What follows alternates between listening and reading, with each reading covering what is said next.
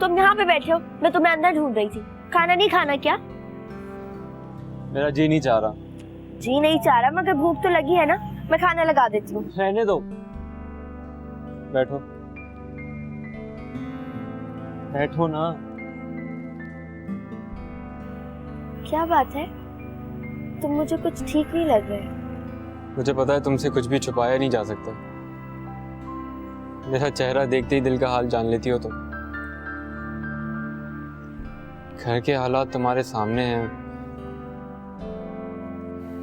अब घर में रहना बहुत मुश्किल है। तुम परेशान मत हो, सब ठीक हो जाएगा। तुमने भी तो पापा से पैसों की बात नहीं की। तुम जानती हो मैं रकम लौटा दूंगा। अब मैंने कभी भी किसी का उधार नहीं रखा है। पापा की भी एक एक पाई लौटा दूंगा। मैं बहुत परेशान हूं।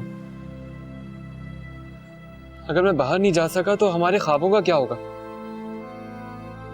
उन बातों का क्या होगा जो मैंने तुमसे की हैं? मैं उनको पूरा नहीं कर पाऊंगा। हमारे ख्वाब अधूरे रह जाएंगे। मैं सच कह रहा हूं।